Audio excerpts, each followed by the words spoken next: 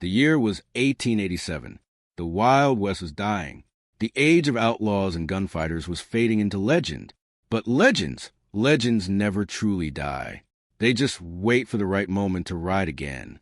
This is the story of a man who thought his days of violence were over. A man who hung up his guns and tried to find peace. But sometimes peace is a luxury that good men cannot afford. This is a story of the last ride of the Lone Ranger. In the small town of Red Valley, nestled between rocky mountains and endless desert, there lived a man known only as the Rider. His real name was forgotten by most. Some called him Jack. Others called him the Devil's Shadow. But those who knew his past, they simply called him Retired. For 15 years, Jack had lived in Red Valley. 15 years of peace. 15 years of working as a simple blacksmith. His hands that once drew the fastest gun in the West now shaped horseshoes and mended wagon wheels. His eyes that once struck fear into the hearts of outlaws now smiled gently at children who passed by his shop. But beneath the gentle smile, beneath the calm exterior, the old fire still burned, because evil never truly sleeps. It was a Tuesday morning when everything changed. Jack stood at his anvil, working on a new gate for the schoolhouse. The sun rose over Red Valley, like it had 1,000 times before. But this morning was different. Sheriff William Hayes burst through the door, his face pale as death itself. Marcus Crane. The name was a ghost from Jack's past. 15 years ago, Jack had put 3 bullets in Crane and left him bleeding in the Arizona desert. He thought Crane was dead. Everyone did. But now the devil had returned, leading an army of 40 killers, seeking revenge. Jack walked to the back of his workshop. Behind a false panel in the wall, wrapped in oilcloth, lay the weapons he swore never to touch again. His gun belt, his twin Colt Peacemakers, his Winchester rifle, all perfectly maintained, as if some part of him always knew this day would come. The metal gleamed in the dim light, heavy with memory and death. That evening, as Jack prepared for his journey, the schoolteacher Sarah Matthews came to see him.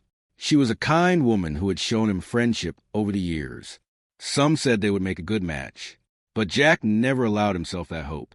Men like him didn't deserve happiness. At dawn, Jack rode out of Red Valley on his black stallion, Shadow.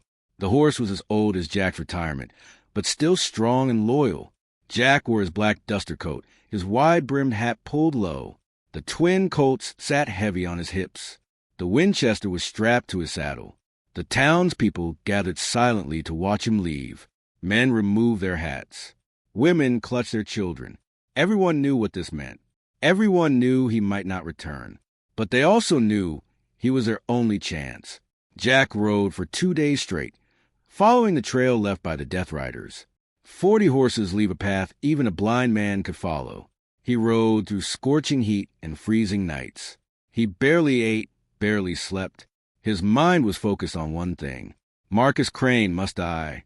On the 3rd day, as the sun hung low and blood-red in the sky, Jack saw them, the Death Riders' camp, spread across a canyon valley. 40 men, just as Hayes had said, campfires burning, horses corralled, weapons everywhere. And in the center, sitting on a throne made of saddles and stolen goods, was Marcus Crane. Crane looked exactly as Jack remembered, but worse. The 3 bullet scars Jack had given him were visible even from a distance, one on his neck, 2 across his chest. But Crane had survived, and survival had made him harder, crueler, more twisted. Jack dismounted Shadow and tied him to a Joshua tree, far from danger. Then Jack did something unexpected. He didn't sneak in, didn't try stealth or strategy. He simply walked straight toward the camp, his boots crunching on the desert sand, his shadow long in the setting sun. When he was 50 yards from the camp, the lookout spotted him. 40 guns turned toward Jack. 40 fingers found triggers. But no one fired. They were waiting for Crane's order. And Crane was smiling. Jack's words hit their mark. He saw the doubt creeping into the outlaw's eyes, saw them looking at Crane differently, questioning, wondering. Crane saw it too, and he knew he had no choice. They cleared a space in the desert, drew a line in the sand, Jack on one side, Crane on the other. 40 outlaws formed a circle, eager to watch the show. The sun continued its descent, painting the sky in shades of orange and red, blood colors. Both men stood perfectly still, hands hovering near their holsters, eyes locked. The wind picked up, swirling dust around them like vengeful spirits. Time seemed to stop. The whole world held its breath. Two predators, facing each other one final time. Old enemies, old grudges, old wounds reopened. Then Crane's hand moved, but Jack was faster. He always had been. One shot. That's all it took. Jack's bullet hit Crane square in the heart before Crane's gun even cleared leather. The outlaw leader stood there for a moment, a look of shock frozen on his face. Then he fell backward into the dust, dead before he hit the ground. Silence. Absolute silence. 40 outlaws stared at Jack. Jack stared back, his smoking Colt still in his hand, pointed at the crowd. For a moment, no one moved. Then, slowly, the outlaws began to back away. One by one, they mounted their horses. Some rode north, some south, some east. Within 10 minutes, the camp was empty except for Jack and Crane's corpse. Jack stood there for a long moment, looking down at the man who had haunted him for 15 years. He felt nothing, no satisfaction, no triumph, just tired, so very tired. Shadow trotted over, as if sensing the battle was done. Jack holstered his weapon and mounted his horse. He didn't bury Crane, didn't say any prayers. He simply turned Shadow toward home and rode. The sun was setting behind him as he headed back to Red Valley. The desert seemed peaceful now. The danger had passed. But Jack knew the truth. The danger never truly passes. Not for men like him. When Jack rode into Red Valley 3 days later, the entire town was waiting. Sheriff Hayes, Sarah, the families, the children, everyone. They had heard rumors, whispers from passing travelers, that a lone rider had faced the Death Riders and won, that Marcus Crane was dead, that the threat was over. When they saw Jack riding down Main Street, alive and unharmed, the town erupted in celebration. People cheered, women cried, children ran alongside Shadow, laughing and shouting. But Jack didn't smile. He just nodded quietly and rode to his workshop. That night, Sarah found Jack in his workshop. He was standing at the anvil, his guns laid out before him. He hadn't put them away yet, hadn't wrapped them in cloth, and hidden them behind the wall. Jack looked into Sarah's eyes and saw something he hadn't seen in years. Hope, not just for him, but with him. She wasn't asking him to be perfect, wasn't asking him to forget his past. She was just asking him to try, to keep trying, and maybe that was enough. For the first time in 15 years, Jack laughed, really laughed, and slowly, carefully, he wrapped his guns back in the oilcloth. He placed them behind the false panel. Maybe he'd need them again someday. Maybe not, but for now he could rest. The next morning, Jack returned to his anvil. The town continued celebrating for another week, but eventually life returned to normal. Children played in the streets. Families went about their business. The sun rose and set over Red Valley. Jack worked his forge. Sarah taught her students. Sheriff Hayes kept the peace.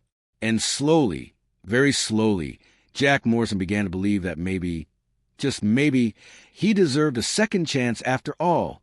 But he kept the guns close, just in case. Because the Wild West was dying, yes, but it wasn't dead yet, and neither was the Lone Ranger. 6 months passed. Winter came to Red Valley, bringing snow to mountains and crisp, cold air to the desert. Jack and Sarah were married in a small ceremony at the town church. It was simple, quiet, perfect on their wedding night. As they sat on the porch of their small house, watching the stars, Sarah asked him a question. And so the legend of the Lone Ranger came to an end, not with a dramatic shootout or a blaze of glory, but with a quiet moment on a porch, holding the hand of someone he loved, watching the stars in a peaceful sky. Jack Morrison hung up his gun for the second time, and this time they stayed hung. He lived to be 73 years old, had 3 children with Sarah, became a grandfather 5 times over, and when he finally passed away, peacefully in his sleep, the whole town mourned. They buried him on a hill overlooking Red Valley, with a simple headstone that read, Jack Morrison, The Lone Ranger, a good man who did hard things. But the story doesn't end there, because legends never truly die. They live on in the hearts of those they protected, in the children who grew up safe because of their sacrifice, in the towns that prospered because someone stood between evil and innocence. The Wild West may have died, but the spirit of men like Jack Morrison, that lives forever. This was the last ride of the Lone Ranger, a story of redemption, of sacrifice, of a man who tried to leave violence behind, but found that sometimes violence is the only language evil understands. Remember his name, remember his sacrifice, and remember that heroes aren't born. They're forged in fire, tested by hardship, and proven in the moment when they choose to stand when others would run. Ride on, Lone Ranger. Ride on into legend.